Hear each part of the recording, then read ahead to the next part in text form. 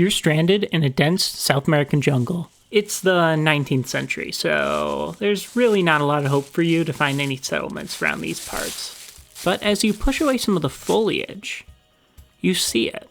A city. And it's nothing like anything you've ever seen before. With broad paved boulevards, a massive domed cathedral, and on the coast, is that an opera house? Aye, mate, that's refined, you think as you cough up blood.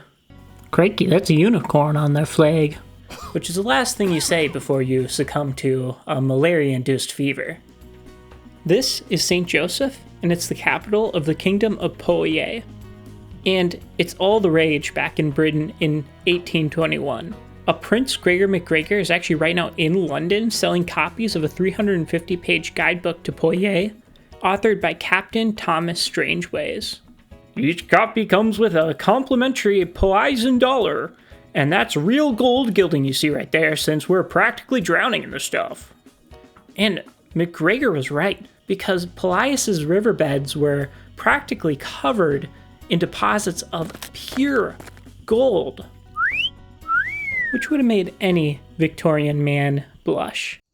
Over the Poyaisan embassy in London, that iconic unicorn flag flaps in the light breeze. Inside the embassy, Sir MacGregor has invited a group of wealthy British investors to a slideshow he has prepared. Now, I've got a once-in-a-lifetime opportunity for y'all. But first, a little about me. Decorated South American war hero, single-handedly won Venezuelan its independence, a devout Protestant who saved the immortal lives of all the uncivilized native Poyaisans, and now I'm the Kaiseric, which is just what they call a Poyaisan prince. But that's enough of the boring stuff. Do you like money? Money is so cool. I do. In fact, do. Well, Poyais has way too much of this stuff. Just check out our tax revenue.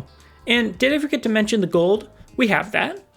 But Poyais has a massive problem. We don't got enough ships to get all the gold to here. So our federal bank has freshly printed a £200,000 bond, which we have placed on the London Stock Exchange. Now, today that bond would be equivalent to around £18 million, or for the freedom-loving Americans in the audience, $23 million. Now, if you haven't been able to figure it out by this point, Poyais doesn't actually exist, and MacGregor is actually a con artist.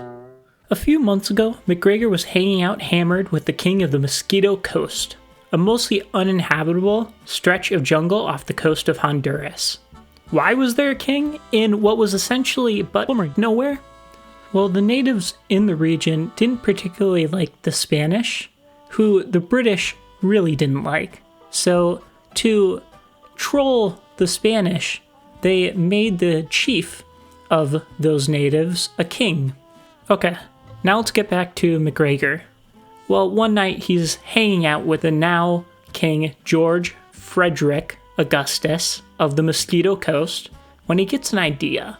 If I give you this booze, would you give me a few million acres of land?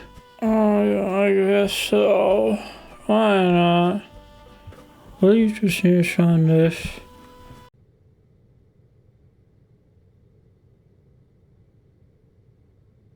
To get the British Stock Exchange to recognize the existence of Poyais and also to make some money from selling the land, MacGregor convinced a set of settlers to board a boat heading off to Poyais.